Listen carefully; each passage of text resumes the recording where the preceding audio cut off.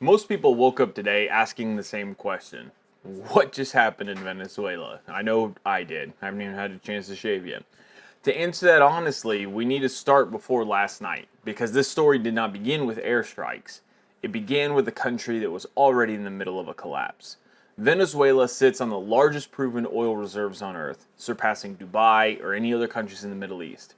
For decades, oil wealth masked deeper problems. Over time, the economy became almost entirely dependent on oil exports.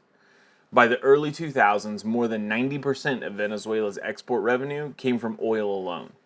When oil prices collapsed in 2014, the system had nothing else to fall back on. The state oil company, PDVSA, once a respected institution, became politicized. Skilled engineers were dismissed, maintenance declined, and production steadily fell year over year. This happened years before any major US sanctions.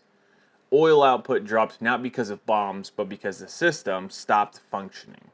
And as the revenue disappeared, the government filled the gap by printing money. Does this sound familiar? That decision triggered hyperinflation on a historic scale. At its worst, inflation exceeded 1 million%. Wages became meaningless, savings gone. People carried bags of cash to buy basic food. To stop prices from rising, the government imposed price controls. The result was food shortages. Farmers could not afford to produce, factories were shut down, and imports almost completely dried up. Supermarket shelves went empty, not because the world ran out of food, but because domestic production collapsed. Infrastructure was next. Years of neglect crippled Venezuela's power grid. It sounds familiar again. Mass blackouts became common. Hospitals lost electricity, and water systems even failed. Doctors, engineers, and skilled workers began leaving the country in large numbers. Politically, power was centralized.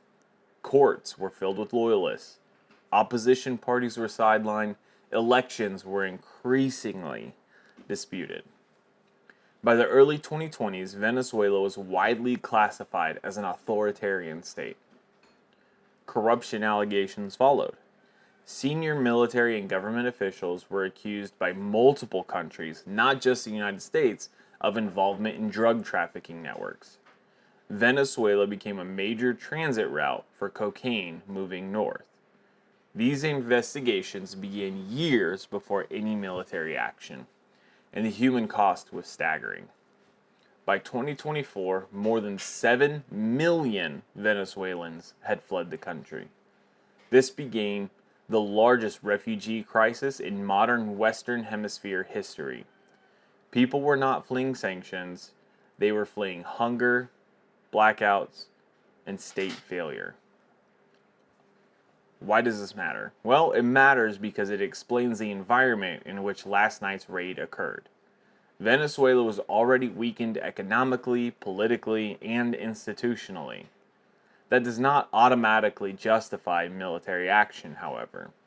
But it does explain why the country was vulnerable. Now, to what happened last night. Okay, and I understand this is going to be politically charged. Shortly after 2 a.m. local time, residents in Caracas and nearby regions reported multiple explosions. Witnesses described low-flying aircraft, flashes in the sky, and plumes of smoke rising from military installations. Power outages followed in parts of the capital. The strikes targeted Venezuelan military facilities, including major bases near Caracas and surrounding states. According to U.S. officials, the operation involved airstrikes and special operations forces. This was not a conventional invasion or any kind of invasion. There were no large ground formations moving through cities. Here's what that means in plain terms, okay? Modern raids like this rely on speed, surprise, and precision. Think about the bin Laden raid in Pakistan. Aircraft suppress defenses, special operations teams move quickly toward a specific objective. The goal is to overwhelm command structures before an organized response is possible. This type of operation is designed to last minutes, not days. The United States says the primary objective was to capture the capture of Venezuela's president to face criminal charges in U.S. courts. The president, Donald Trump, announced that the Venezuelan leader and his wife were taken into custody and flown out of the country. Venezuelan officials say they do not know the president's whereabouts and have demanded proof of life. At this point, independent verification remains limited. What is clear is that this was a direct use of U.S. military force inside a sovereign nation. And that matters, because this represents a significant policy shift. As we've seen, they move farther and farther away. The current administration campaigned explicitly on ending foreign wars and avoiding new overseas military interventions.